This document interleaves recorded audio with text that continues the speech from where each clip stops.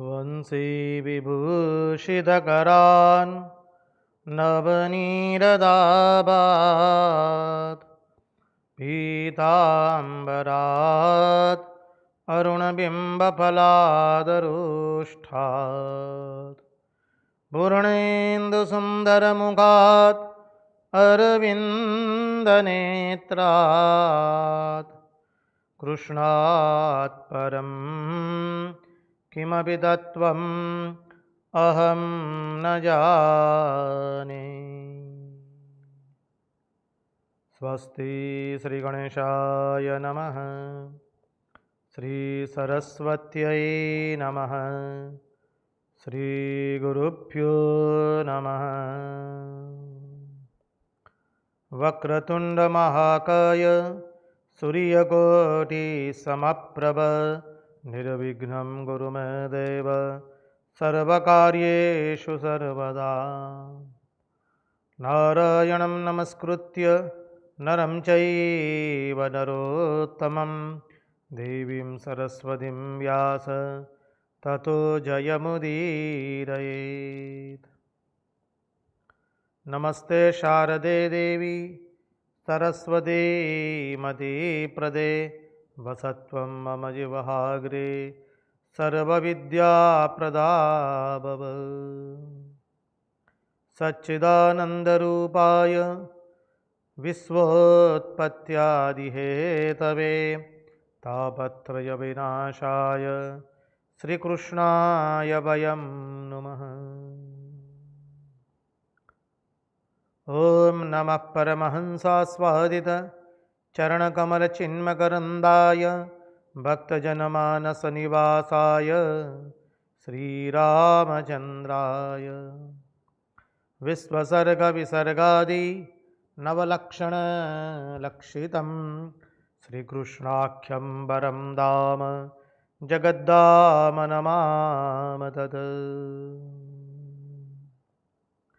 ॐ स्थापकाय च धर्मस्य सर्वधर्मस्वरूपिणे अवतारवरिष्ठाय रामकृष्णाय ते नमः।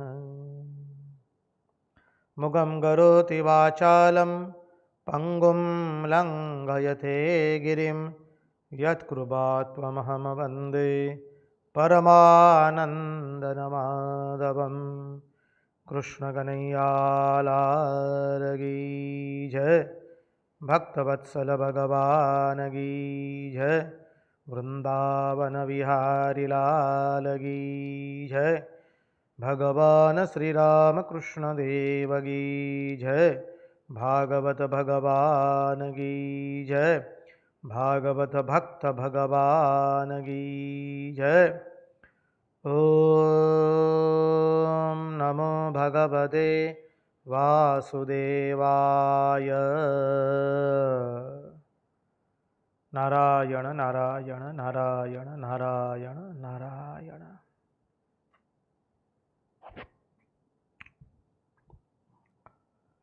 सर्वप्रथम हम पूज्यपाद स्वामी आदि भवानंद जी महाराज जी के चरणों में सश्रद्धेय प्रणाम निवेदित करते हैं।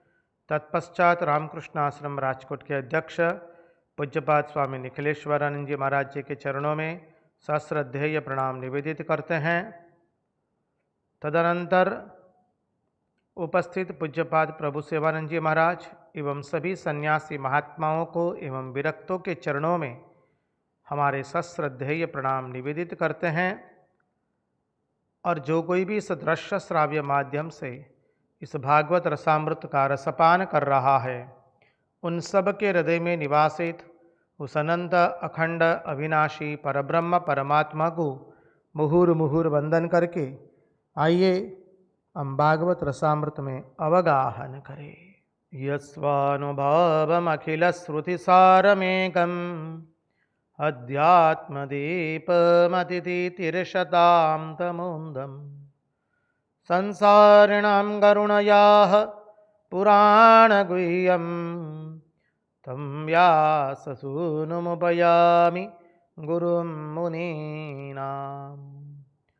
कृष्णाय वासुदेवाय हरये परमात्मने प्रणतक्लेशनाशाय गोविंदाय नमो नमः। नारायण नारायण नारायण नारायण। तो आइए हम परमहंस शिरोमणि भगवान शुकदेव जी के चरणारविंद का आश्रय लेकर के भागवत के एकादश स्कंद में प्रवेश करें।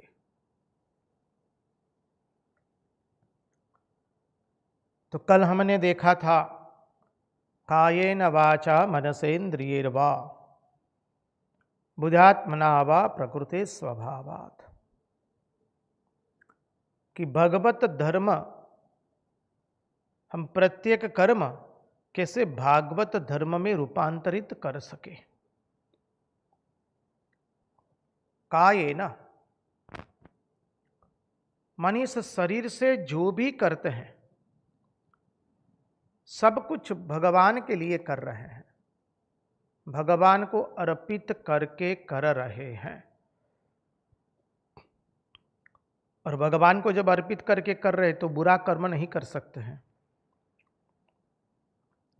हमें मालूम है भगवान को अर्पित करना है अर्थात श्रेष्ठ से श्रेष्ठ चीज ही अर्पित की जाती है, अच्छी से अच्छी चीज।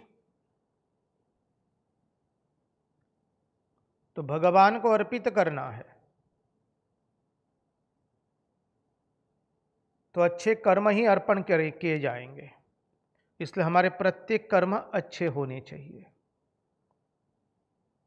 अपने आप फिर हमारे मन में से नाम यश कीर्ति की इच्छा चली जाएगी, क्योंकि वहाँ जब वो इच्छा आ गई तो फिर वो कर्म अच्छा रहा नहीं। इसलिए हम तो जो भी अर्पित करेंगे भगवान को अच्छी चीज अर्पित की जाती है। इसलिए हम सदैव उससे रहित होकर के, द्वंद्वों से रहित होकर के, पवित्र मन से भगवान को शरणागत होकर के कार्य करने का प्रयास करेंगे। तो कायेन माने इस शरीर से जो भी हम कार्य करते हैं सब भगवान के लिए कर रहे हैं, भगवान को अर्पित करने के लिए कर रहे हैं। अब भगवान को अर्पित कैसे करें, प्रश्न आता है। भगवान को हम अर्पित कैसे करें, अर्पण करने के लिए क्या चाहिए। देखिए, हम जब कर्मकांड करते हैं तो अर्पण करने के लिए भाई हम लोग आचमनी के अंदर में या हाथ के अंदर में अक्षत, दुर्वा, जल इत्यादि लेकर के मंत्र बोल करके भगवान को अर्पण करते हैं। लेकिन ये जब कर्म करते रहते हैं तब वहां पर कर्म करने के समय जब कर्म पूर्ण हुआ तो हम कैसे भगवान को अर्पण करेंगे।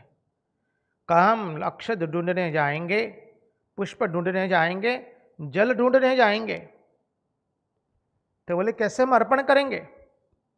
तो बताया देखो, काम करने की प्रेरणा भगवान देते हैं। हमारे हृदय में कार्य करने की प्रेरणा कौन देता है, बोले भगवान देते हैं। क्योंकि भगवान ने स्वयं कहा अहम सर्वेषु भूतेषु हृद्देशेर्जुनतिष्ठति, अहम सर्वभूतानां हृद्देशेर्जुनतिष्ठति।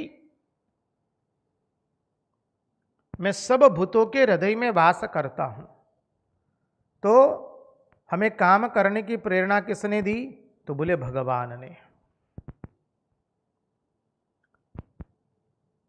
अब ये निश्चित हो गया कि उनके कराए हम कर्म कर रहे हैं। हमारे किए हुए, हमारी शक्ति से हम कार्य नहीं कर रहे हैं, क्योंकि हमारे भगवान हृदय में बैठ करके हमें कार्य करने की प्रेरणा दे रहे हैं। यह निश्चित हो गया कि उनके कराए हम कार्य कर रहे हैं। उदाहरण के रूप में देखें तो नौकर मालिक के कहने से कार्य करता है।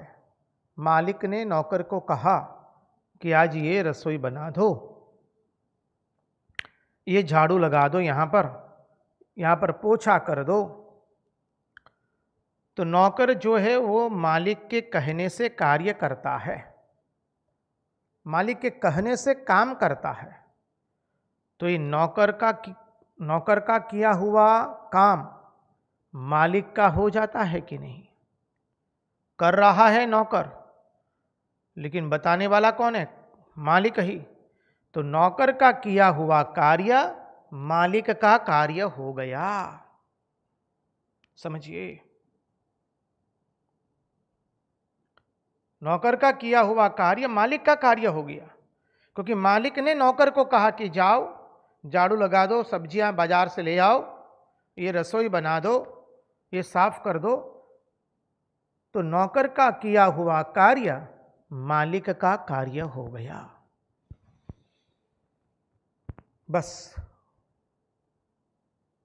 दूसरा उदाहरण देखिए, राजा ने कहा सिपाही लोगों को, राज्य के मुखिया ने कह दिया, देश के मुखिया ने कहा, आदेश दे दिया प्रधानमंत्री ने, जाओ सैनिकों को कुछ करो। और सैनिक लोग कुछ करके आ गए, कुछ कर दी, दूसरे देश पर चढ़ाई कर दी। अब ये सैनिक युद्ध जीत करके आते हैं, तो जीत किसकी गिनी जाती है? सैनिक की गिनी जाती है कि राजा की गिनी जाती है? जीत किसकी गिनी जाती है?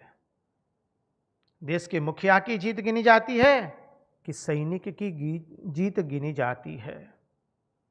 निश्चित रूप से देश के मुखिया की, राजा की जीत गिनी जाती है, क्योंकि सैनिक लोग राजा के आदेश पर गए हैं, इसलिए सैनिकों का काम राजा का काम हो गया। और जब उसमें विजय प्राप्त हुआ तो विजय किसको प्राप्त हुआ? राजा को प्राप्त हुआ, देश के मुखिया को प्राप्त हुआ है।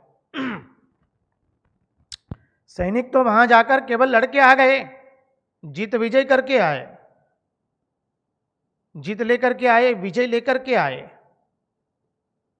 लेकिन वो जीत किसकी गिनी जाती है? राजा की गिनी जाती है। इस सिद्धांत को ध्यान से श्रवण करें। बस। तो ऐसे ही यदि हम भगवान की प्रेरणा से कार्य कर रहे हैं, हमारे भीतर में जो भगवान बैठे हैं उनकी प्रेरणा से कार्य कर रहे हैं, तो हमारा किया हुआ सभी कार्य भगवान का कार्य हो जाएगा, क्योंकि हम उद्देश्य प्रधान कार्य कर रहे हैं। हमारा कार्य क्रिया प्रधान नहीं है, कर्म प्रधान नहीं है, कर्ता प्रधान नहीं है। हमारा कार्य उद्देश्य प्रधान है। उद्देश्य क्या है? भगवत प्राप्ति, भगवदाकार वृत्ति, कृष्णाकार वृत्ति। उस उद्देश्य के लिए हम कार्य कर रहे हैं। जब उस उद्देश्य के लिए कार्य कर रहे हैं, बस, तो फिर किसका कार्य हो गया? भगवान का कार्य हो गया। और उसमें यदि जीत मिल जाए तो सैनिक लोग खुशियां मनाते, लेकिन राजा की जीत गिनी जाती है और किसी की जीत नहीं गिनी जाती है। बस। तो एक तो यह देखना है कि भगवान हम सबके भीतर बैठ करके कार्य करा रहे हैं, कार्य करने की प्रेरणा दे रहे हैं। नंबर एक यह कि भगवान हम सबके भीतर में बैठ करके कार्य करने की प्रेरणा दे रहे हैं। और दूसरा यह, द्वितीय नंबर, कि कर्म करने से जो फल पैदा होगा, जो फल मिलेगा, उसको भगवान भोगेंगे। सैनिक लोग लड़ करके आते हैं, लेकिन मालाएं तो राजा के गले में पड़ती है। काम जो है मिनिस्टर लोग करते हैं, मिनिस्टर लोगों का कार्य जो है अधिकारी लोग करते हैं, और अधिकारी के आदेश पर प्रजा कार्य करती है। लेकिन अंत में कार्य किसका गिना जाता है? बोले मुख्यमंत्री का, या देश के मुखिया का, प्रधानमंत्री का।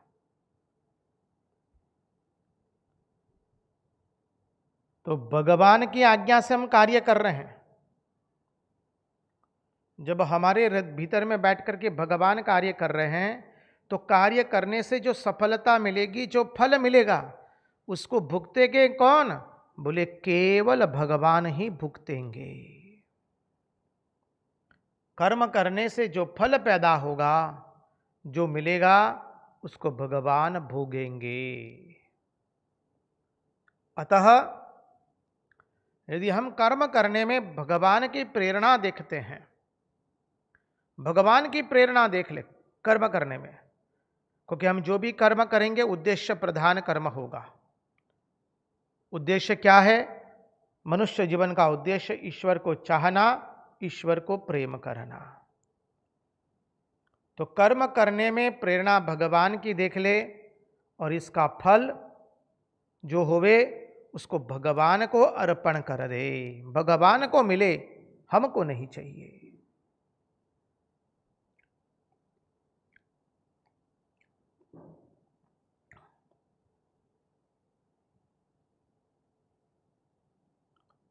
यदि यह दो बात कर्म में आ जाए, तो कर्म भगवान को अर्पित हो गया।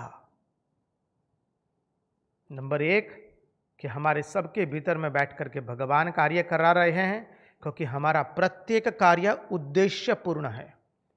आप कहेंगे महाराज कैसे पता चलेगा कि हमारे बैठकर भगवान कार्य करा रहे हैं? तो अपने कार्य का उद्देश्य क्या है समझ लो। बोले हमारे कर्म कार्य करने का उद्देश्य हमारे भीतर में छुपी हुई दिव्यता का प्रगटीकरण करना है, भगवत प्राप्ति करना है, ईश्वर को चाहना है, ईश्वर को प्रेम करना है।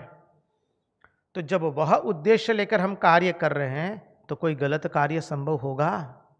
क्योंकि हम बार बार याद करते हैं कि हम किस उद्देश्य से कार्य कर रहे हैं। इसलिए कहा कि कर्म में बार बार भगवान का स्मरण कीजिए। मां मनुस्मर युद्ध च, वो अर्जुन इस युद्ध में तुम मुझे भूल मत जाओ। और इस युद्ध में जब भगवान को याद रखना है, तो कहते हैं बीच बीच में भगवान को निकाल लीजिए, फोटो भगवान की छवि निकालिए और छवि का दर्शन कीजिए, तो याद रहेगा हम क्यों कार्य करते हैं। यदि आप गृहिणी हैं, शिक्षक है, तो आपका वर्ग खंड शुरू हो, आपका क्लास शुरू हो, उसके पूर्व भगवान को प्रार्थना कर लीजिए मनी मन, और क्लास पूर्ण हो जाए उसके बाद मनी मन भगवान को प्रार्थना कीजिए और अपने किए हुए कर्म उनको अर्पित कर दीजिए। चाहे वो प्रशंसा वाला हो, लोग कितनी भी प्रशंसा करें, लेकिन हम जानते हैं कि हमारे हृदय में बैठ करके कर्म करने की प्रेरणा तो भगवान ने ही दी है। इसलिए से कर्म का जो भी फल आवेगा, और वो केवल भगवान भोगेंगे, हम नहीं भोग सकते हैं।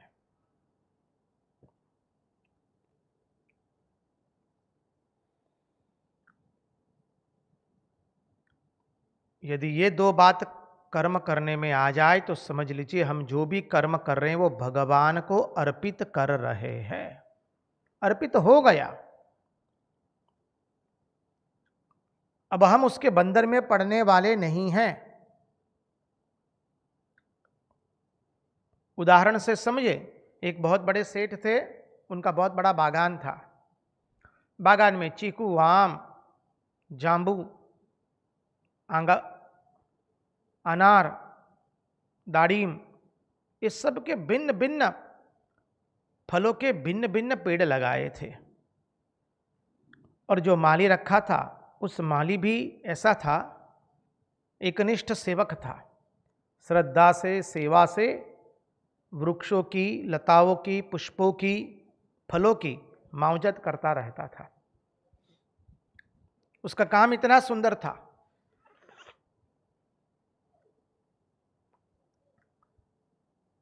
अब एक दिन सेठ ने कहा कि जाओ तुम जाकर के मेरे लिए कुछ मीठे फल ले आओ। वो फल तोड़ के मालिक को दे दिया, अपने सेठ को। अब सेठ ने फल खाए तो एक भी फल मीठा निकला नहीं। सेठ जी ने उनको बुलाया, अरे इधर आओ, तुम कैसे हो? एक भी फल मीठा निकला नहीं है। तब माली ने कह दिया, देखिए सेठ जी, आप तो जानते हैं मैं दिन रात मेहनत करता हूं, पौधों को संवारता हूं, जल देता हूं, जो करने योग्य है कड़ी मेहनत करके कार्य करता हूं, लेकिन आज तक मैंने कोई फल नहीं चखा है। बागान का एक भी फल मैंने चखा नहीं है। कभी इस बागान का कोई फल मैंने अपने मुंह में डाला नहीं है। माली हो तो ऐसा। तो हम कर्म करेंगे, क्यों कर्म करेंगे? क्योंकि भीतर में बैठ करके हमारे स्वामी भगवान ने हमको कर्म करने की आज्ञा दी है। कैसे पता चला कि ये कर्म भगवान का आदेश दिया हुआ है? बोले कर्म का उद्देश्य हमारा एक ही है कि ये कर्म करने से हमें हमारी भीतर की दिव्यता को प्रकटीकरण करना है। भगवान को प्रसन्न करने के लिए कर्म कर रहे हैं, तो कोई अनुचित कर्म नहीं होगा। ये बात हम समझ गए हैं। हमारा उद्देश्य प्रधान कार्य है और उद्देश्य एक ही है, अपने अंतर्निहित अपनी अंतर्निहित दिव्यता का प्रकटीकरण करना। और उसका जो भी फल आएगा वो हम भगवान को दे रहे हैं। हम एक भी फल का उपभोग नहीं करते हैं। उदाहरण के रूप में देखा, सेठ ने कहा माली से कि जाओ बगीचे के मानी मीठे फल लेके आओ। माली ने फल रख दिए, सेठ ने फल खाए, एक भी मीठा निकला नहीं। सेठ जी बुलाते, क्यों ऐसा? माली ने कह दिया, महाराज मैं तो एक भी फल खाता नहीं हूं। मेरा काम है जल को जल देना, वृक्षों को लताओं को संवारना, सजाना और उसके फल लाना। मैंने आज तक एक भी फल चखा नहीं है। बस यही ईश्वर का बगीचा है। समग्र जगत जो है वो हमारे ईश्वर का बगीचा है और इसमें हम सब लोग काम करने के लिए आए हैं। हम हमारा कर्मक्षय करने के लिए आए हैं, समझिए।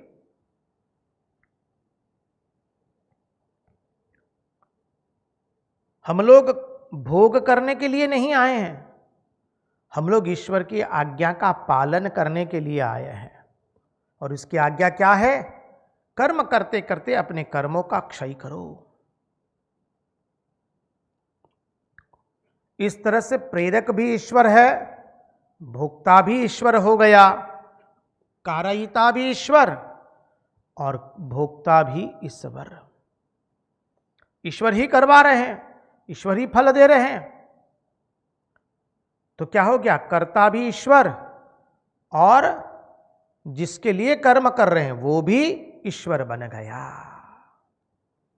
कारयिता भी ईश्वर, भोक्ता भी ईश्वर। हृदय में उनके कराए हम कार्य कर रहे हैं, यह भावना है और उनके लिए कर रहे हैं। किसके लिए कार्य कर रहे हैं? भगवान के लिए कर रहे हैं, भगवत प्राप्ति के लिए, अपने भीतर में छुपी हुई दिव्यता का प्रकटीकरण करने के लिए। और कार्य कौन करा रहा है? हृदय में वह बैठ करके हमारे पास से कार्य करा रहे हैं। इसलिए भक्त कहते हैं, जो कुछ किया और जो कुछ करेंगे, जो कुछ किया, जो कुछ करूंगा, जो कुछ करेंगे, सो उसका कर्ता मैं नहीं हूं, भगवान करवा रहे हैं, मधुसूदन करवा रहे हैं, इसलिए कर पा रहा हूं। तो हो मधुसूदन, तुम करवा रहे हो जब ये कार्य, तो इस कार्य का फल भी तुम ही भुगतो, मैं नहीं भुगतूंगा। हम लोग यहां भोग करने के लिए नहीं आए, यहां में ईश्वर की आज्ञा का पालन करने के लिए आए हैं। भोग भुगतने आए होते तो कर्म करके उसका जो फल आया वो हम भुगतेंगे। जी ना, हमें भुगतना नहीं है, वो भुगतने वाले केवल भगवान है, क्योंकि भगवान बैठ करके ये कार्य करा रहे हैं। तो जो कुछ किया, जो कुछ करूंगा, उसका कर्ता मैं नहीं हूं, मधुसूदन तुम ही करने वाले हो, इसलिए मधुसूदन तुम ही उसका फल भुगतो।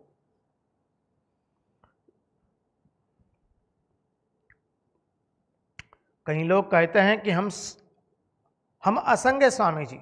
ज्ञान की दृष्टि वाले, सांख्य के सिद्धांत वाले कहते हैं स्वामी जी हम असंग रहते हैं, प्रकृति सब कार्य करती रहती है,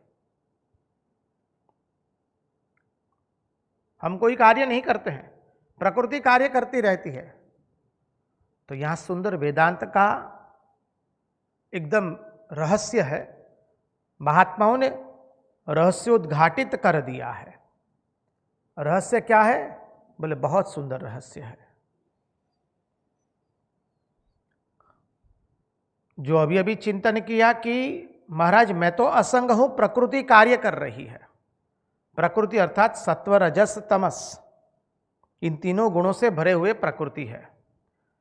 तो कहते कि प्रकृति कार्य कर रही है, मैं नहीं कार्य कर रहा हूं। तो समझिए प्रकृति के भीतर बैठा हुआ जो चैतन्य है वह ईश्वर चैतन्य कार्य कर रहा है। प्रकृति भी नहीं कार्य कर रही है। प्रकृति के भीतर बैठा हुआ जो चैतन्य है अर्थात चेतन है वह ईश्वरा चैतन्य, ईश्वर चैतन्य होकर के कार्य कर रहा है। तो बोले महाराज हमारा देह कार्य कर रहा है। बोले देह कार्य नहीं कर रहा है, देह के भीतर बैठा हुआ जीव चैतन्य जो है वह कार्य कर रहा है। प्रकृति कार्य नहीं कर रही है, प्रकृति के भीतर में बैठा हुआ जो चैतन्य है, चेतन है, वह ईश्वर चैतन्य होकर के कार्य कर रहा है। देह भी कार्य नहीं कर रहा है, देह के भीतर में बैठा हुआ चेतन जो है वो जीव चैतन्य होकर के कार्य कर रहा है। और जीव चैतन्य और ईश्वर चैतन्य से एक विलक्षण चैतन्य है। जीव चैतन्य एवं ईश्वर चैतन्य दोनों से एक विलक्षण है। वो कौन है? निर्गुण निराकार सर्वावधिष्ठान सर्वावभासक परमात्मा। जो परम तत्व है, परमात्मा तत्व है, वहां कर्ता और अकर्ता की कोई गति चलती नहीं है। वहां कर्ता और अकर्ता की कोई गति नहीं चलती है। कितना सुंदर वेदांत का रहस्य है, समझ लीजिए।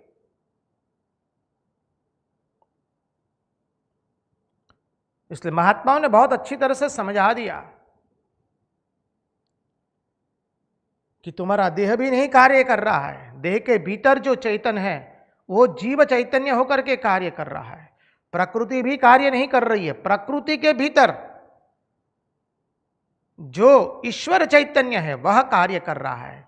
और जीव चैतन्य एवं ईश्वर चैतन्य से जो परे है, दोनों में जो एक निर्गुण निराकार सर्वावधिष्ठान सर्वावभासक निर्विकार जो परम तत्व है, वहां कर्ता और अकर्ता की, कर्ता और भोक्ता की कोई गति नहीं है। उस परम तत्व में कर्ता और भोक्ता की कोई गति नहीं है, कोई द्वंद्व ही नहीं है। जीव चैतन्य एवं ईश्वर चैतन्य से जो परे है वहां कर्ता और भोक्ता की कोई गति नहीं है। वो कैसा है? सर्वावभासक सर्वावधिष्ठान निर्गुण निराकार, समझिए निर्विकार, वो जो परमात्मा तत्व है वहां कर्ता और भोक्ता की कोई गति नहीं है। महात्मा ने समझाया, देखो ये वेदांत का रहस्य है। तो ना हम कर्ता ना हम भोक्ता हो गया, इसलिए कहा हमारे नरसिंह ने हूं करू ये जज्ञानता षटगनो भारजेम स्वानताणे। चैत्र महीना की गर्मी, बैलगाड़ी जा रही है, कुत्ते को धूप लग रही है। कुत्ते ने क्या किया? धूप से बचने के लिए बैलगाड़ी के नीचे चलना शुरू कर दिया। अब कुत्ता समझता है कि मैं बैलगाड़ी को खींच रहा हूं। समझिए, हम सब की अवस्था वही है। हम सब लोग समझ रहे हैं कि हम कार्य करते हैं, हम कार्य करने वाले नहीं हैं। हमारे भीतर में जो ईश्वर बैठा हुआ है वो हमें कार्य करने की प्रेरणा दे रहा है। और ये जो कार्य करने की प्रेरणा दे रहा है, इसलिए कार्य किया, उसमें जो फल मिला वो किसको हमने अर्पण किया? भगवान को अर्पण कर दिया। और वो कार्य भीतर में बैठा हुआ परमात्मा करवा रहा है, उसका पता कैसे चला? हम प्रत्येक कर्म केवल उद्देश्य प्रदान होकर के करते, भगवत प्राप्ति के लिए करते हैं, भीतर की दिव्यता का प्रकटीकरण करने के लिए करते हैं, परम पद की प्राप्ति के लिए करते हैं। इसलिए वो कार्य कैसा है? योगः कर्मसु कौशलम। ये भी समझना है, क्योंकि भक्ति मानी क्या है? प्रेम युक्त सेवा, जिसे हम प्रेम करते हैं। जिन महात्मा से आपका बहुत अच्छा संबंध है, वो महात्मा ने कुछ अपने लिए मंगवा लिया तो आप कितने प्रेम से ले आते हैं। वो क्या हो गया? प्रेम युक्त सेवा। उसको भक्ति में रूपांतरित करना है, और उसका जो फल आवेगा वो हम नहीं लेंगे, वो भगवान ही भोगेंगे। तो आया कायेन वाचा मनसेन्द्रियैर्वा। बोले शरीर में से जो भी कार्य करो और वाणी से जो भी कार्य करो, शरीर से वाणी से जो भी कार्य करो, अर्थात बोलने का कार्य, और इंद्रियों से, पंच ज्ञानेन्द्रिया पंच कर्मेंद्रियों से जो भी कार्य करे। पंच ज्ञानेन्द्रिय अर्थात आंख, कर्ण, नेत्र, कर्ण, नासिका, चर्म और जिह्वा, ये पंच ज्ञानेन्द्रिया। पंच कर्मेंद्रिया हाथ, पैर, मुख, गुदा एवं उपस्थ, और मन, बुद्धि, चित्त, अहंकार। तो बोले इंद्रियों से हम जो भी कार्य करते हैं, शरीर से एवं इंद्रियों से जो भी कार्य करते हैं, वो केवल देखना, सुनना, भाव उदित होना, ये सब कुछ कार्य केवल भगवत अर्पण करने के लिए, भगवत प्राप्ति के लिए कर रहे हैं। हमारा बोलना, इंद्रियों से कार्य करना, देखना, सुनना, मन से काम करो, माने संकल्प विकल्प। मन संकल्प विकल्प करता है, बुद्धि निश्चय करती है, अहंकार लाते हैं, अहंकार किया बुद्धि ने।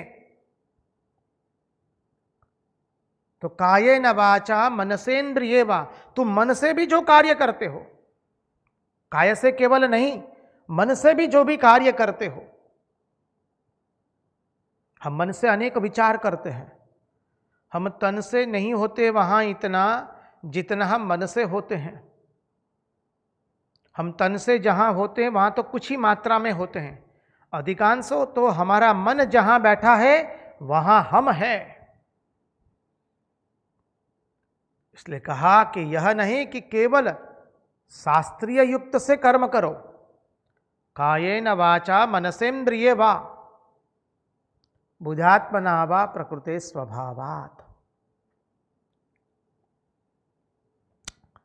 बोले अनादिकाल से तुम्हारा जो स्वभाव बना है, अनादिकाल से हमारा स्वभाव क्या बना है? अहंकार को पोषित करना, वासना के कारण कर्म करना, कर्म करते करते भगवान को भूल जाना, कर्म करते करते अन्य विचार मन में आ जाते हैं, कर्म करते करते भूल गए किस उद्देश्य से कर्म कर रहे थे। कितनी सारी बातें हैं। तो बोले तुम अनादिकाल से जो स्वभाव तुम्हारा पीछा कर रहा है, जैसी आदत पड़ गई है, अनादिकाल से हमको कर्म किए बिना रह नहीं सकते हैं, और जैसी आदत पड़ी है अहंकार को पोषित करने की, तो पोषित करने की, तो कहते जो भी आदत पड़ी है उस आदत के अनुसार तुम अगर कर्म करते हो और प्रत्येक कर्म यदि तुम भगवान को अर्पण करते हो, अर्थात प्रत्येक कर्म का फल हम भुगतेंगे नहीं, हम यहां भोग करने नहीं आए, हम तो यहां केवल कर्म करने आए हैं। और जब ये भाव मन में आ जाएगा तो क्या होगा, प्रत्येक कर्म भगवत कर्म में रूपांतरित हो जाएगा। जैसे वो सन्यासी महाराज ने मां शारदा देवी को कह दिया, मां ने जब कहा, मां जब बेलूर मठ में आई थी दुर्गा पूजा की तैयारी देखने के लिए, तब मां ने कहा कि मेरे बच्चे कितने सुंदर सब्जी काट रहे हैं। तब उस सन्यासी महाराज ने क्या कहा, हम जो कुछ कर रहे हैं वो जगन्मयी मां को प्रसन्न करने के लिए कर रहे हैं। यत करोषु यदस्नासि यज्जुहोसि ददासि यत पश्यसि कौन्तेय तत्कुरुष्व मदर्पणम। इसलिए कहा, आत्मा त्वं गिरिजामति सहचरा प्राणान शरीरम गुहम। इस शरीर रूपी गृह के अंदर में आत्मा नाम का स्वामी है और उसकी भार्या क्या है, गिरिजा। आत्मा त्वं गिरिजामति सहचरा प्राणान शरीरम गुहम। उसमें प्राण जो है वो क्या है, सहचर है। आत्मा त्वं गिरिजामति सहचरा प्राणान शरीरम गृहम।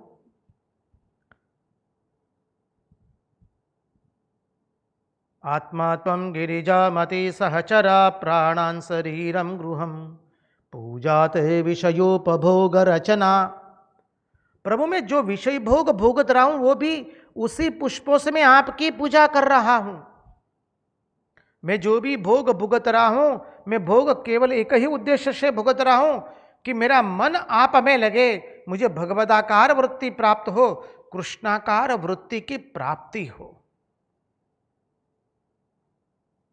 इसलिए कहा, आत्मा त्वं गिरिजामति सहचरा प्राणान शरीरम गृहम पूजाते विषयोपभोग रचना निद्रा समाधि स्थिति।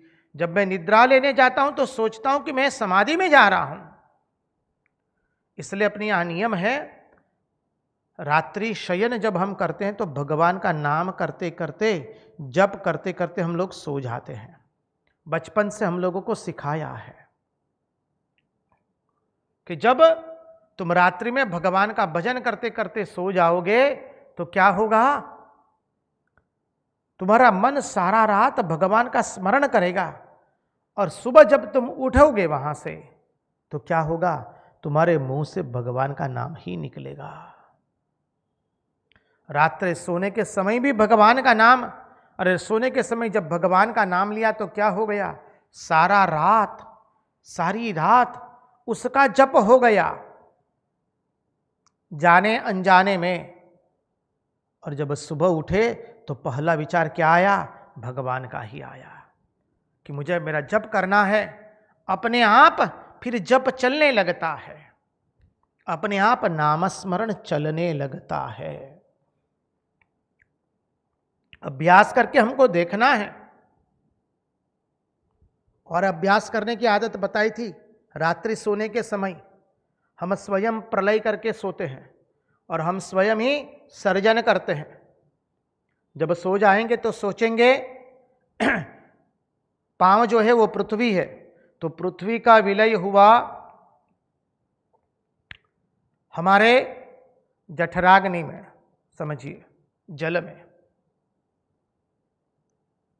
पृथ्वी का विलय हो गया पहले कमर में, तो पांव का विलय हो गया जल में, जल का विलय हो गया समझिए जठराग्नि में, पेट में, अग्नि के अंदर में, और अग्नि का विलय हो गया वायु में, हृदय के अंदर में। प्राण तो हृदय में है। और वायु का विलय हो गया आकाश में, मानी हृदय से हमने विलय कर दिया अपने मस्तिष्क में, और आकाश से विलय हो गया ब्रह्मरंध्र में, ब्रह्मलोक में, समझिए। और फिर जब सुबह उठते तो वहीं से हम सृष्टि का निर्माण भी करते हैं। कि पहला मन हमारा आया आकाश में, मन मस्तिष्क में आया, वहां से आया हृदय में, और हृदय से आया जठराग्नि में, एक तरह से पेट में, और पेट में से आया कमर पर, कमर से नीचे आया पृथ्वी में। महात्मा लोग कहते 6 महीना ये अभ्यास कीजिए निरंतर सावधान होकर के, तो जागृत अवस्था स्वप्नावस्था हो जाएगी।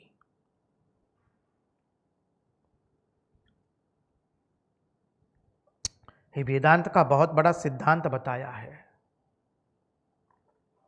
तो बोले हम शरीर से जो भी कार्य करें, मन से जो भी कार्य करें, संकल्प विकल्प, हमारे मन में एक ही संकल्प उठना चाहिए, हम जो कुछ भी करेंगे भगवान के लिए करेंगे। इसलिए कि हमारे मन की मति गति और रति प्रभु आप में बनी रहे। समझिए, बुद्धि से निश्चय करें। बुद्धि से क्या निश्चय करेंगे? एकमात्र भगवान ही सत्य है, बाकी सब असत्य है। एकमात्र ईश्वर ही सत्य है, बाकी सब असत्य है। तो बुद्धि से निश्चय करें, मन से संकल्प विकल्प करें। संकल्प विकल्प क्या है? एक ही है, हमें भगवत प्राप्ति करनी है। हमारी बुद्धि को कृष्णाकार बनाना है, भगवदाकार बनाना है। तो मन से आप संकल्प विकल्प कीजिए, शरीर से कार्य कीजिए, बुद्धि से निश्चय कीजिए, चित्त से अहंकार कीजिए। अहंकार क्या करना है? श्री रामकृष्ण देव बताते हैं रामकृष्ण कथामृत में, देखिए ये अहंकार तो कैसे भी जाता नहीं, तो रह बोले दास बन करके, तो मैं भगवान का दास हूं, ये सबसे बड़ा अहंकार है। इसलिए महात्मा ने कहा कि देखिए आपके जितने भी अहंकार वो सब एक बार मिटा दीजिए। एक अहंकार को मिटाना नहीं है, उस अहंकार को पोषना है। और वह अहंकार क्या है? मैं भगवान के दासानुदास हूं, मैं भगवान के दासों का भी दास हूं। इस अहंकार को हमें रखना है। तो बोले चित्त से अहंकार करेंगे तो क्या करेंगे? अहंकार कि मैं भगवान का हूं और भगवान मेरे है। बुद्धि से हमने निश्चय किया ईश्वर ही सत्य है, बाकी सब असत्य है। मन से हमने संकल्प विकल्प किया। क्या संकल्प विकल्प किया? एकमात्र भगवत प्रत्यर्थ होकर के ही कार्य करेंगे, भगवान की प्रीति के अतिरिक्त हम कोई कार्य नहीं करेंगे। ये मन से संकल्प विकल्प हो गया। और फिर शरीर से हम कार्य करते हैं। ऐसा मत समझिए कि जो शास्त्रीय विधि विधान से कर्म किए जाते हैं अनादि काल के अंदर में, और अनादि काल से जो हमारा स्वभाव बना है, पूर्व काल में लोग जो शास्त्रीय रीति से कर्म करते थे, और शास्त्रीय रीति से जब हम कर्म अर्पण करते हैं तभी वो भगवान को लगता है, ऐसा बात नहीं है,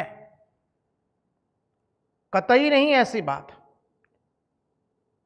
तुम शास्त्रीय विधान से करो या अशास्त्रीय विधान से करो, लेकिन समझ लो कि कर्म करने की प्रेरणा कौन दे रहा है? बोले भीतर में बैठा हुआ ईश्वर। और कर्म करेंगे तो फल किसको मिलेगा? बोले ईश्वर को ही मिलने वाला है। चाहे तुम मन से कोई भी संकल्प करो, वो संकल्प केवल भगवान का ही होना चाहिए। संकल्प हो या विकल्प हो, बुद्धि से जो निश्चय करो एक ही निश्चय, ईश्वरी सत्य, बाकी सब असत्य। चित्त से अहंकार करो तो एक ही अहंकार करना है कि मैं भगवान के दासानुदास हूं। I am servant of thigh servants. ये सिद्धांत अत्यंत महत्वपूर्ण है।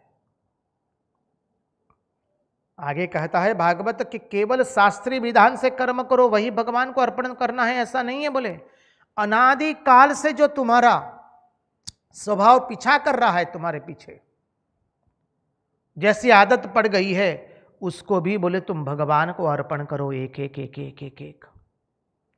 देखिए आपको मन ही मन हमें भगवान के साथ बातचीत करने का एक अभ्यास बनाना पड़ेगा। हमें सब समय भगवान से बातचीत करना है। अभी हम बोल रहे हैं इसलिए हमारे मन में विचार कम आ रहे हैं। आप सब लोग श्रोता बनकर के इसका श्रवण कर रहे हैं, इसलिए आपके अंदर में विचार ज्यादा आ रहे हैं। तो जो विचार आ रहे हैं उसको भगवान के साथ जोड़ दीजिए। अरे श्री कृष्ण ये विचार आ रहे, देखो मेरा मन तुम्हारा विचार करे, ऐसा करो। सब समय सर्वकाल में भगवान के साथ बातचीत करने का अभ्यास बना लीजिए। जब वह अभ्यास हो जाएगा तो क्या होगा? प्रत्येक कर्म भगवान को अपने आप अर्पित होना शुरू हो जाएगा। फिर कोई सेक्युलर वर्क नहीं रहेगा, कोई स्पिरिचुअल वर्क नहीं रहेगा, ऐसा डिफरेंशिएशन रहेगा नहीं। इसलिए कहा कि केवल शास्त्रीय विधि से कर्म करोगे वही अर्पण नहीं करना है। तुम्हारे अनादि काल से तुम्हारे में जो स्वभाव बना है, उस स्वभाव में जो तुम्हारा पीछा कर रहा है, जैसी आदत पड़ गई है, उस आदत के मुताबिक तुम यदि कर्म करते हो तो उसको भी तुम भगवान को अर्पित करो। उस आदत के अनुसार यदि अगर तुम कर्म करते हो, करोमि यदि यत् सकलम परस्मै नारायणायेति समर्पयेतत्। हम जो भी कर्म करें, जो कुछ करे, वह सब का सब भगवान को अर्पण करने के लिए, भगवान रूप नारायण को अर्पण करने के लिए कर रहे हैं। बस इस तरह से कर्म किए जाओ तो क्या होगा? कर्म का बंधन हमें जकड़ेगा नहीं। हम कर्म बंधन में नहीं पड़ेंगे, हम कर्म पाश में नहीं पड़ेंगे। बस इस तरह से प्रभु को समर्पित करके प्रत्येक कर्म भागवत धर्म के रूप में करते जाइए। प्रत्येक कर्म भागवत धर्म हो जाएगा। इसलिए हमारे विशुद्धानंद जी महाराज परमाध्यक्ष जो थे रामकृष्ण मठ मिशन के, वो कहते थे कर्म करने से पहले भगवान का स्मरण करो, कर्म करने के बीच बीच में भगवान का स्मरण करो, और कर्म के अंत में भगवान को समर्पित करके भगवान से प्रार्थना करो, प्रभु हमें आपके कर्म पाश में जकड़ना नहीं। तो देखिए सभी कार्य फिर भगवत कार्य हो जाएंगे।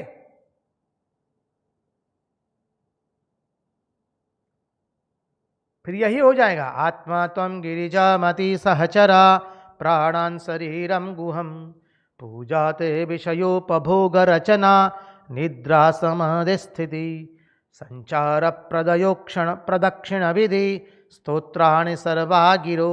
प्रभु मैं एक शहर से दूसरे शहर जाऊं, घूमता रहूं सदैव, तो सोचता रहूं कि प्रभु मैं आपकी परिक्रमा कर रहा हूं, प्रदक्षिणा कर रहा हूं, क्योंकि हम भाव से जुड़ते हैं। भागवत धर्म में उद्देश्य प्रधान कर धर्म है और भावना से जुड़ा हुआ ये धर्म है। इसलिए हम जो कुछ भी करेंगे वो क्या हो गया? नारायण को अर्पित हो गया। नारायण को अर्पण करने के लिए ही हम कुछ भी कार्य करते हैं। तो जो कुछ करे, करोमि यदि यत् सकलम परस्मै नारायणायेति समर्पयामि। हम जो कुछ करे वो सब नारायण को अर्पण कर दे। नारायण के लिए है, यह मेरे लिए नहीं है। इसलिए मुझे इसका फल लेने का कोई अधिकार नहीं है, चाहे प्रशंसा मिले या निंदा मिले। बस इस तरह से प्रभु को कर्म समर्पित करते चले, उसका नाम हो गया भागवत धर्म। इस प्रकार हम जो कुछ करते हैं वह सारा कर्म ही भागवत धर्म बन जाता है, भागवत धर्म में रूपांतरित हो जाता है। देखिए जब हम अग्नि प्रगटाएं गैस पर, चूल्हे पर या स्टोव पर, तो वो भी भागवत धर्म हो जाएगा, क्योंकि हम अग्नि प्रगटा रहे हैं तो किसके लिए? बोले भगवान के लिए। भोग लगा रहे भगवान के लिए, झाड़ू लगा रहे भगवान की प्राप्ति के लिए, पोछा कर रहे भगवत प्राप्ति के लिए, खाना खा रहे भगवत प्राप्ति के लिए। भीतर में जो जठराग्नि रूप भगवान बैठे हैं उनको आहुति देने के लिए हम खा रहे हैं।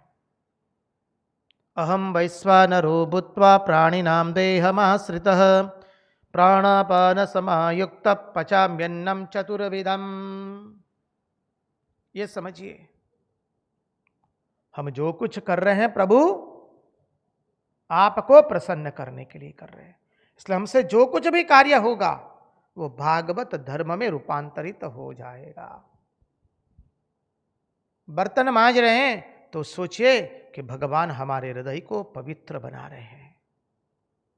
हमारा हृदय मैला हो गया है, बर्तन मांजना है तो बर्तन कैसे मांजते हैं? पहले गर्म जल डालते, चिकने हो गए बर्तन, तो भगवान गर्म जल रूपी वैराग्य रूपी जल हमारे हृदय पर डाल रहे हैं। बाद में पाउडर से उसे हम घिसते हैं बर्तन को, बस। तो भगवान हमें ये जो षड विकार जो है और षड संपत्ति रूप साबुन से भगवान हमारा हृदय साफ कर रहे हैं।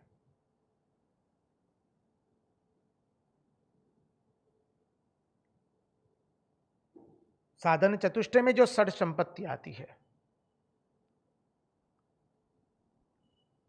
उस षड संपत्ति से भगवान हमारे हृदय को साफ कर रहे हैं। कपड़े धो रहे हैं, यही भावना करनी है।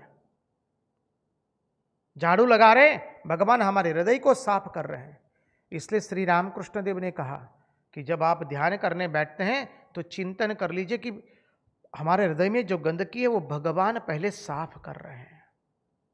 हमारे हृदय को साफ कर दिया, तत्पश्चात भगवान का ध्यान करने के लिए बैठिए और फिर देखिए कितना आनंद आता है।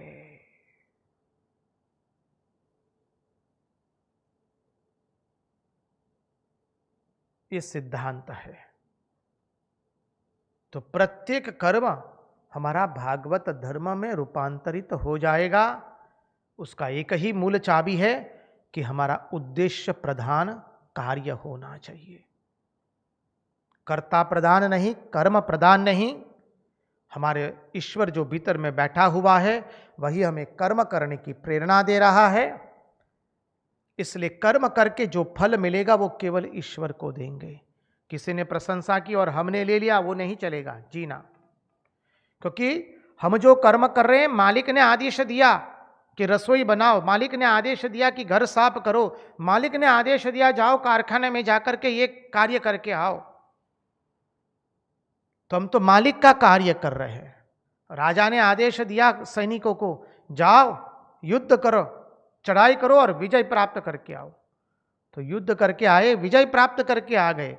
तो विजय किसका हुआ? सैनिकों का नहीं, राजा का विजय हुआ है। कार्य किसका हुआ? सेठ का हुआ। तो फल किसको मिलेगा? सेठ को मिलेगा, राजा को मिलेगा। हम तो भगवान के सेवक हैं। आगे के श्लोक के अंदर में बहुत सुंदर बात आती है, भक्ति की अपूर्वता है। श्लोक नंबर 37वां आएगा। वो आने से पहले हम महाराज से एक विनती करेंगे, एक भजन सुंदर सुनावे, तत्पश्चात आगे के चिंतन में हम प्रयास करेंगे। निरखने गगनमा, निरखने गगनमा, कोण घूमी रहो, तेज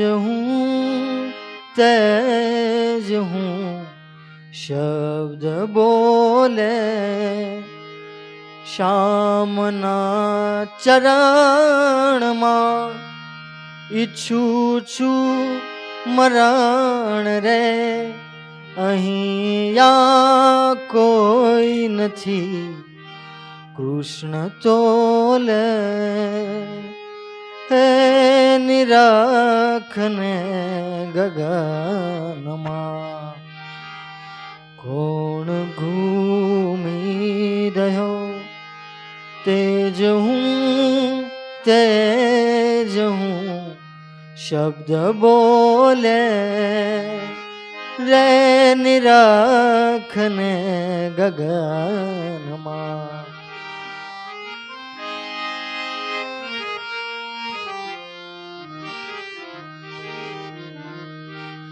શ્યામ શોભા ઘણી બુદ્ધિ ના શકે કડી અનંત પ્રેમ સજવન મૂળી જડને ચૈતન્ય રસ કરી જાણવો અનંત ઓછવમાં પંચભૂરી રે નિરાખને ગગનમાં કોણ ઘૂમી રહ્યો રે નિરાખને ગગનમાં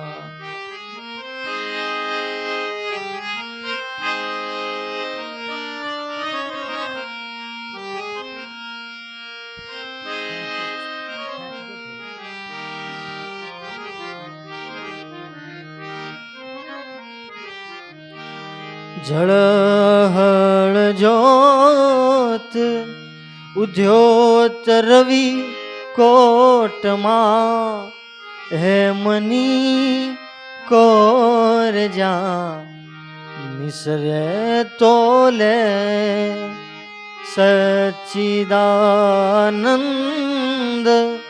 આનંદ ક્રીડા કરે સોનાના પારણા માહી ઝૂલે રે નિરાખને ગગનમાં કોણ ઘૂમી રહ્યો તેજ હું શબ્દ બોલે રે નિરાખને ગગનમાં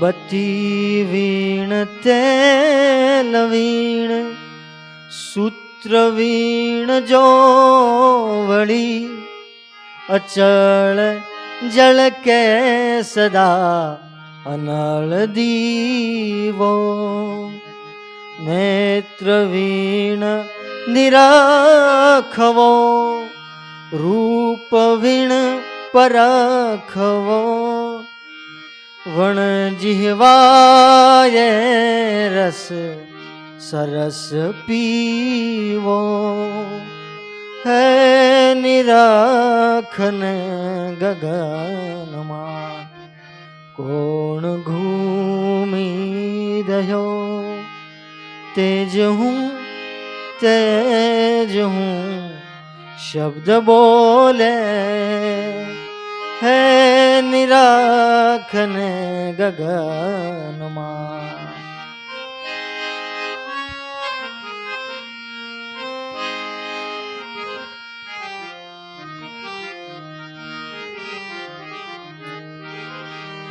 અકળ અવિનાશીએ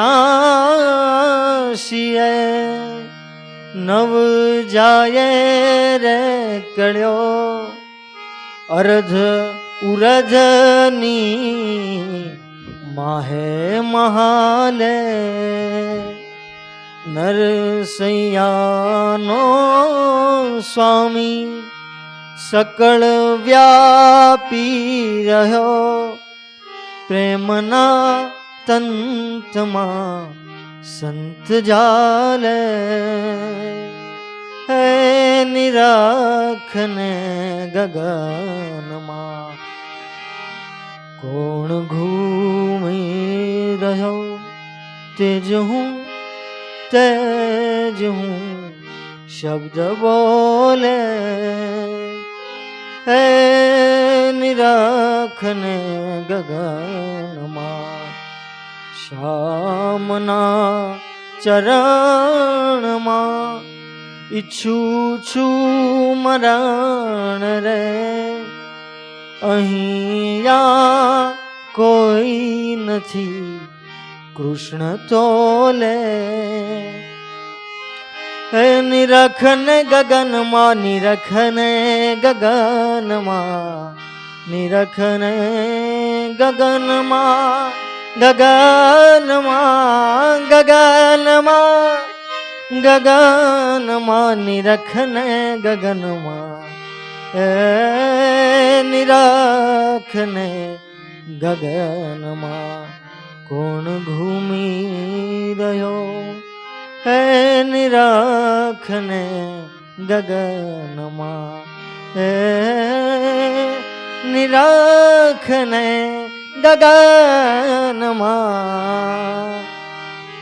ગગનમાં ગગનમાં ગગનમાં કૃષ્ણ કનૈયા લાલ કી જય कृष्ण कन्हैया लाल की जय।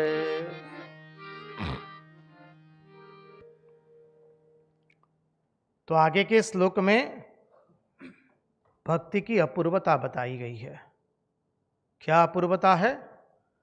वयं द्वितीयाभिनिवेशतः स्यादिशादपेतस्य विपर्ययो स्मृतिः तन्मायया तो बुध आभजेत तं भक्तैकयेशं गुरुदेवतात्मा। वयं द्वितीयाभिनिवेशतः स्यादि सादपेतस्य विपर्ययो स्मृतिः तन्मायया तो बुध आभजेत तं भक्तैकयेशं गुरुदेवतात्मा। देखिए, संसार में जितना भी भय है, भयम द्वितीयाभिनिवेशतः, संसार में जितना भी भय है वह अज्ञान से कल्पित है, अज्ञान के कारण है।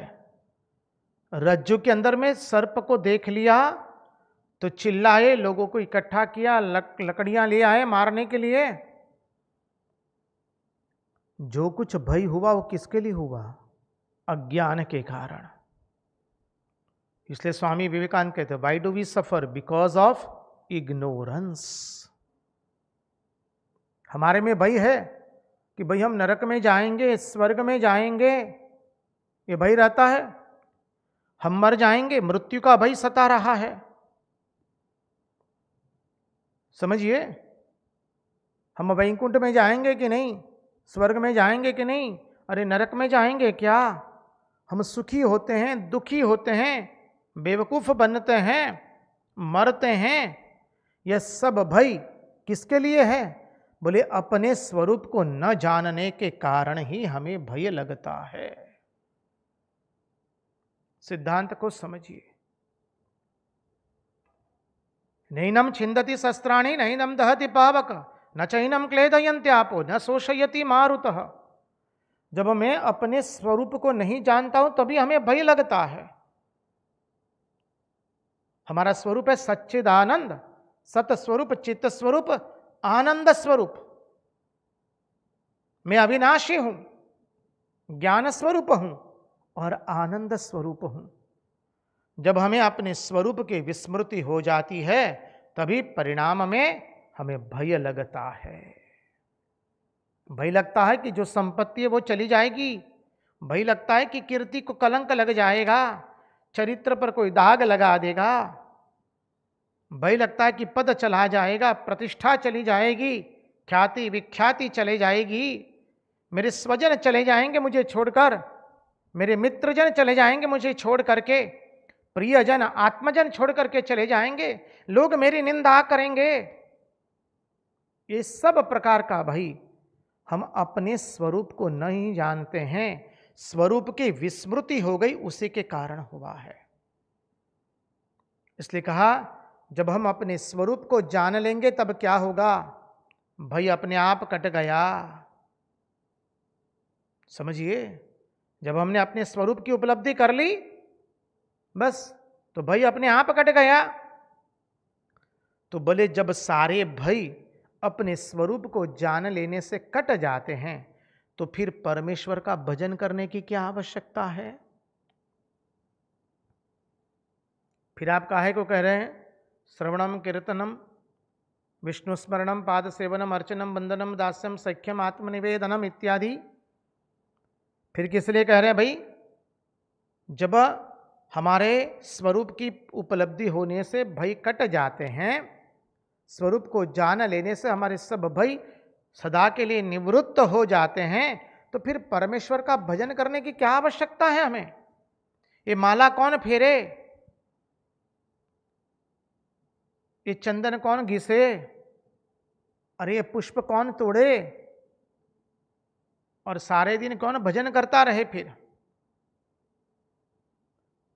क्योंकि जब भय अज्ञान से हुआ है, भय अज्ञान से कल्पित था, वह ज्ञान से मिट गया, अज्ञान का नाश ज्ञान से हो गया।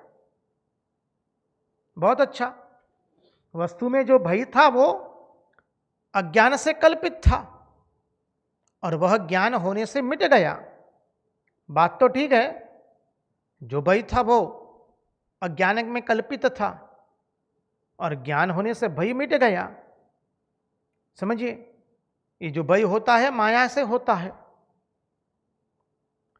तो इसलिए बोले भय जो हो रहा है वो माया से हो रहा है और ज्ञान होने पर भय कट जाता है, बात भी सही है। तो बोले बुद्धिमान मनुष्य का यह कर्तव्य है कि वह उसी का माने जिसकी आज्ञा से माया कार्य करती है।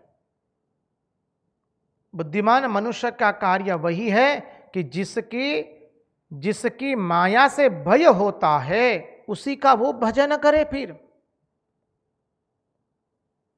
आप कहते हैं कि भाई भय जो था वो अज्ञान में कल्पित था और ज्ञान होने से भय निकल गया, तो फिर भक्ति की करने की क्या जरूरत है। तो बोले बुद्धिमान पुरुष वह है कि भाई भय किससे होता है, माया से, त्रिगुणात्मिका माया। तो बोले माया जिसके आज्ञा में रह करके कार्य करती है उसी का हम भजन करें। बुद्धिमान पुरुष का यह कर्तव्य हो जाता है कि माया जिसकी आज्ञा में रह करके कार्य करती है, जिसके आदेश से माया कार्य करती है, उसी का माने, उसी की भजना करे, उसी को भजन करो। बोले उसी की माया से भय नहीं है, भय तो बोले देह के अंदर में अभिनिवेश हो गया है, उसके कारण है। बोले उसकी माया से भय नहीं है, वो भी सुनो। अभी तुम कब से रट लगाए बैठो कि माया से भय हो गया, तो सुन लो। बोले माया से भी भय नहीं है। तो बोले किससे भय है, बोले भय तो देह में अभिनिवेश से हो गया है। बोले अभिनिवेश क्या है, अभि मानी पूरी तरह से, निवेश माने निविष्ट हो जाना, पूर्ण रूप से इस देह में निविष्ट हो जाना, अभिनिवेश। अविद्या अस्मिता राग द्वेष एवं अभिनिवेश, पूरी तरह से इस देह के अंदर में निविष्ट हो जाना, किसी चीज में डूब जाना। तुम किस में डूब गए, इस देह में डूब गए, देह को अपना मान लिया, परिच्छिन्नता में डूब गए। परिच्छिन्नता में डूब गए तो राग द्वेष में आ गए, जब राग द्वेष में आए तो संकल्प विकल्प आ गया, अज्ञान आ गया। अज्ञान के कारण संकल्प विकल्प, संकल्प विकल्प के कारण बस फिर राग द्वेष आ गया। तो किसी चीज में पूर्ण रूप से डूब जाना, उसी का नाम अभिनिवेश है। हम देह में बिल्कुल डूब गए, हम समझते मैं मानी कौन, ये 3.5 हाथ का शरीर, उसी को हम अभिनिवेश कहते हैं। शरीर में डूब गए। मरने का डर कब आया? जब हम अभिनिवेश हो गए शरीर के अंदर में। गोविंदा, नारायणा, विठ्ठला, ये शरीर चला जाएगा तो हमारा क्या होगा? अरे ये आया है जाने के लिए आया है, सुख आया है जाने के लिए आया है, दुख आया है जाने के लिए आया है, उसमें अभिनिवेश मत हो जाओ।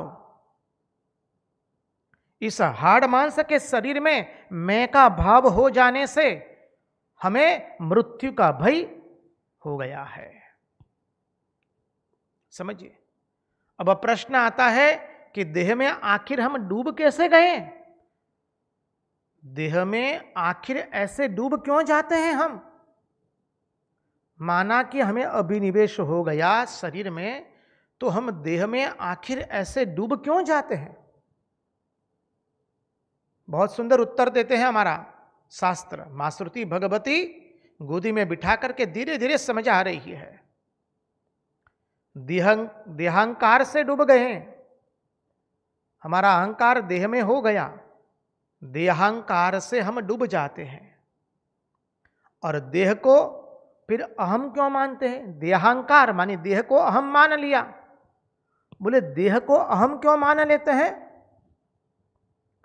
तो बोले अपने शुद्ध स्वरूप का अज्ञान होने के कारण, अपने शुद्ध स्वरूप को न जानने के कारण हमने देह को अहम मान लिया। तो बोले महाराज ये भी समझ में आया, तो अब यहां माया का क्या रोल है? माया अपना क्या खेल दिखाती है यहां पर? बोले इसमें माया फिर क्या करती है? बोले माया इसमें यह कार्य करती है कि माया जब आदमी ईश्वर की ओर पीठ कर देता है और संसार की ओर मुंह कर लेता है, तो बस वो अपने स्वरूप को भूल जाता है। आदमी को करना चाहिए था ईश्वर की ओर मुंह और संसार की ओर पीठ। उसने किया ठीक उल्टा, भगवान की ओर पीठ कर ली और संसार की ओर मुख कर लिया। बस जब ये कर लिया तो माया ने फंसा दिया उसको, तब वो माया में फंस गया। लेकिन जब हम भगवान की ओर मुख कर लेंगे और जगत की ओर पीठ कर लेंगे, फिर माया हमको फंसाएगी नहीं।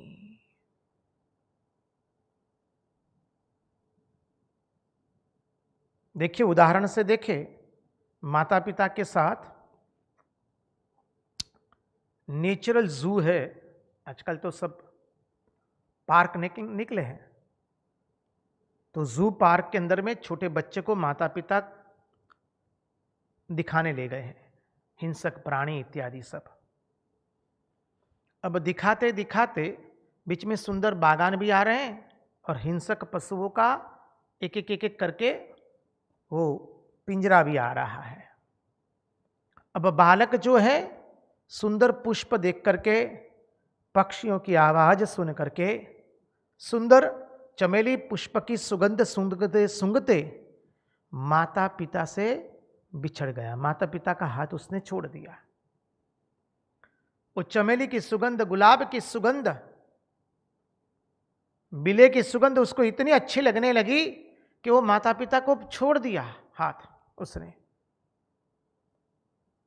और धीरे धीरे वो प्रवेश हो गया। अब माता पिता ने देखा कि उसने हमारा हाथ छोड़ दिया है, अब उसको वापस बुलाना है तो कैसे बुलाएंगे? माता पिता क्या करते हैं? जंगली पशुओं की भयानक आवाज करते हैं। अब बेटा डर जाता है, अरे रे रे रे, कहीं बगल में ही कहीं सिंह है, शेर बगल में ही है कहीं, आकर के हमको खा जाएगा। और यदि बच्चा डर के मारे दौड़ करके माँ बाबूजी को ढूंढते ढूंढते माँ माँ बाबूजी बाबूजी करके चिल्ला रहा है और आ गया माँ बाप की गोदी में, तो वो बच्चा बच जाता है। लेकिन यदि उसने आवाज ही नहीं सुनी, सुंदर पुष्पों की सुगंध में, वन के सौंदर्य में इतना मग्न हो गया कि उसने माता पिता की आवाज नहीं सुनी, तो क्या हो गया? वो बच्चा गुम हो जाएगा। बस फिर सारा जीवन उसे डरता रहना पड़ेगा, वो लौटकर फिर वापस नहीं आएगा। यदि बच्चा माँ बाप की गोदी में लौटकर नहीं आता है तो उसको डरते रहना पड़ेगा। ठीक इसी तरह यह जीव जब ईश्वर रूप आत्मा से विमुख हो जाता है, हम जब अपने ईश्वर रूप आत्मा से विमुख हो करके चलते हैं, तब यह माया जो है हमें उसके रूप दिखाती है और उसमें हमको फंसा देती है। हमने ईश्वर की ओर पीठ कर दिया और माया की ओर मुख कर दिया। आहा, संसार कितना मजेदार है, यहां सुंदर भोग भुगतेंगे, इतने सुंदर संबंधी है, स्वजन है, मित्रजन है, प्रियजन है, प्यारे प्यारे लोग हैं। अरे कितनी सुंदर मजा है महाराज संसार में, भोग भुगतेंगे। और हम उसी में मस्त हो गए तो क्या हो गया? बस अब माया ने फंसा लिया। और जब माया ने फंसाया तो क्या हो गया? हम अपने स्वरूप को भूल गए और इस 3.5 हाथ के शरीर को, हड्डी मांस के शरीर को मैं मान बैठे। बस जब अपने स्वरूप की हमें स्फूर्ति नहीं होती है तो हम विपर्यय हो जाता है। विपर्यय हो जाता है मानी भूल जाते हैं। मैं देह हूं फिर मानना शुरू कर दिया, मैं 3.5 हाथ का शरीर हूं, मैं परिच्छिन्न हूं, मैं कोई दूसरी वस्तु हूं। द्वितीयाभिनिवेश हो जाता है, दूसरे में निवेश हो गया, द्वितीयाभिनिवेश, और फिर उससे भय लगना शुरू हो जाता है। इसलिए मां श्रुति भगवती कहती है संसार में ठीक इसी ढंग से लोग फंसते हैं कि इस चीज को लुभावनी देख ली हमने। संसार में लुभावनी चीजें बहुत है, हम सब लोग फंसे हुए हैं।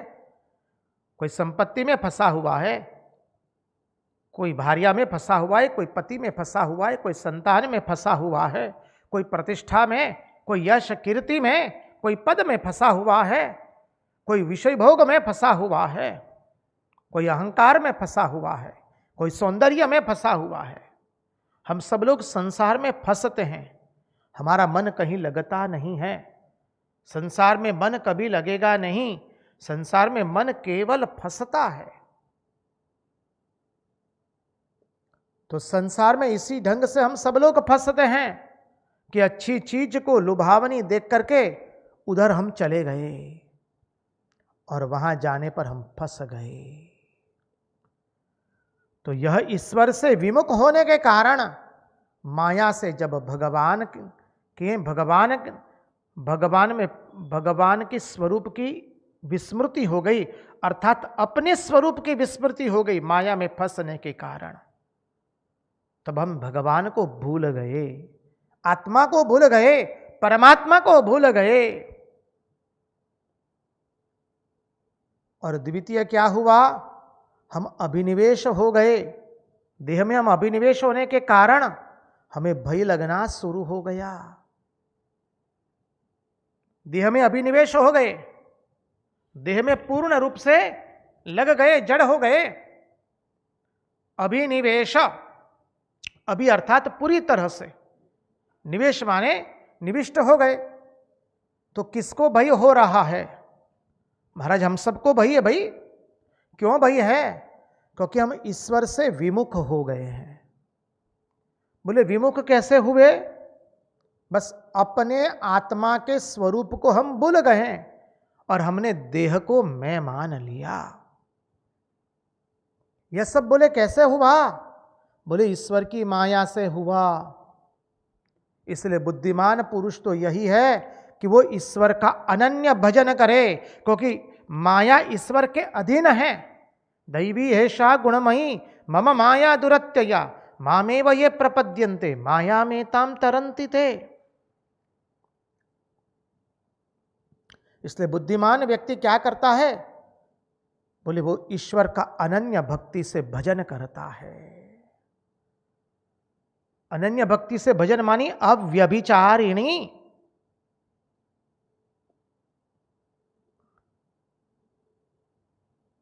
अव्यभिचारिणी भक्ति मानी क्या? हम सब लोग जानते हैं अव्यभिचारिणी नारी किसे कहते हैं। जब नारी अपने शील का त्याग कर देती है, मातृरूपा नारी जब अपने शील का त्याग कर देती है तो उसको व्यभिचारिणी कहा जाता है। जब मातृरूपा नारी अनेक अपरिचितों के साथ अपना घर संसार बसाने लगे तो उसे व्यभिचारिणी कहते हैं। ठीक उसी तरह से हम वृत्तियों से भी व्यभिचारी हो गए हैं। शास्त्र कितना सुंदर समझाता है, महात्मा हमको समझाते हैं कि जब हमारी वृत्ति में भी इसको भुगतेंगे, उसको भुगतेंगे, पद को भुगतेंगे, प्रतिष्ठा को भुगतेंगे, ख्याति को भुगतेंगे, सुवर्ण को भुगतेंगे, शरीर को भुगतेंगे, जगत को भुगतेंगे, जगत की वासनाओं को भुगतेंगे, देह को भुगतेंगे।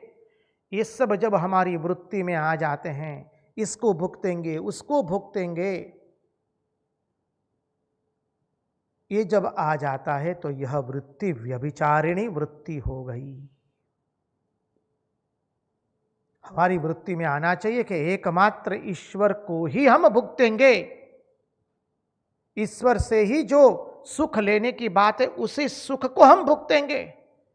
ईश्वर के अतिरिक्त और किसी सुख को हम भुगतने वाले नहीं हैं। इसलिए हम प्रतिदिन कहते हैं हमारे मन की मति, गति और रति प्रभु आपके चरणों में बनी रहे। एकमात्र ईश्वर ही जो सुख लेने की, ईश्वर से ही जो सुख लेने की बात है। सच्चिदानंद घन परमात्मा का दर्शन करके, उसका साक्षात्कार करके उसी में ही सुखी होना, ऐसी वृत्ति हो जाए, ऐसा निश्चय करना चाहिए। यही हमारी वृत्ति का सतित्व है। हम जो भी भोग भुगतेंगे केवल ईश्वर से ही भुगतेंगे। ईश्वर के अतिरिक्त और किसी से हम भोग भुगतने वाले नहीं हैं। ना संसार से, ना संसार के किसी पदार्थ से, ना संसार के किसी व्यक्ति से या घटना से। हम केवल ईश्वर से भोग भुगतेंगे। ये हो गया हमारी वृत्ति का सतित्व। इसी को अव्यभिचार वृत्ति कहते हैं। बहुत सुंदर बिंदु है।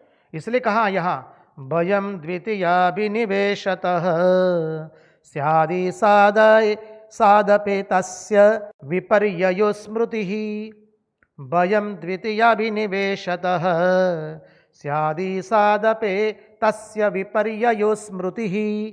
तन्माययो तो बुध आभजेत तम भक्तैकयेशं गुरुदेवतात्मा।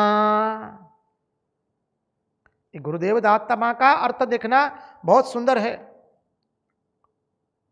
अब कहते हैं भाई माना ये परमात्मा से ही हमको सब भोग भुगतने हैं, हमारी वृत्ति को हमको परमात्मा में ही लगाना है। लेकिन ये परमात्मा दिखे तब तो, परमात्मा तो हमें दिखता नहीं है। हम सब लोग कहते हैं भाई जिसको हमने देखा नहीं उसको हम प्रेम कैसे करें। लेकिन वह परमात्मा दिखे तब तो उसको साथ मिले। और एक बार मिल जाएंगे ना तो हम उसको छोड़ने वाले नहीं, उसको हम गले से लगा लेंगे, हमारे वक्षस्थल से लगा लेंगे। लेकिन वो हमें तो दिखता ही नहीं है, वो मिलेगा कैसे, हम उसको कैसे मिले। बोले जब तक न मिले, जब तक तुमको नहीं मिलता है तब तक तुम उसको ढूंढो। नहीं मिले उसका अर्थ यह नहीं है कि दूसरे किसी के साथ हम हमारी वृत्तियों को जोड़ देंगे, परमात्मा को ढूंढेंगे, क्योंकि हमारी वृत्ति कैसी है? अव्यभिचारिणी। गीता के 13वें अध्याय में भी भगवान यही बात कहते हैं, ज्ञान के लक्षण बताते हुए। हमारी वृत्ति अव्यभिचारिणी होनी चाहिए और किसी के साथ नहीं जुड़ना है, न भार्या के साथ, न पति के साथ, न संपत्ति के साथ, न नाम यश कीर्ति पद प्रतिष्ठा ख्याति विख्याति या भोगों के साथ। बोले लेकिन ये परमात्मा मिले कब, कैसे मिलेंगे? बोले ढूंढो, खोजो, खोजोगे तो मिलूंगा पर भर की तलाश में। उसको पुकारो। अरे बुलाने की तरह उसको बुलाना चाहिए ना। कैसे बुलाएं? बोले 3 आकर्षण मिलकर के जब एक आकर्षण बनता है, सती स्त्री का पति के प्रति, मां का संतान के प्रति और विषयी का विषय के प्रति, ये 3 आकर्षण मिलकर के जब एक आकर्षण हो और उस उत्कंठा से जब उसको हम पुकारे, न नाकपृष्ठम न च पारमेष्ठम न सार्वभौमम न रसाधिपत्यम न योग सिद्धिर पुनर्भवम वा समंजसत्वा विरह्य कांक्षे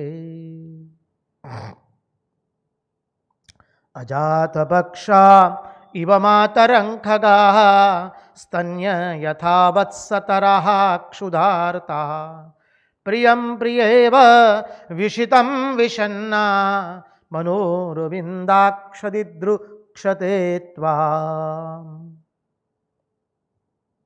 पुकारो भगवान को,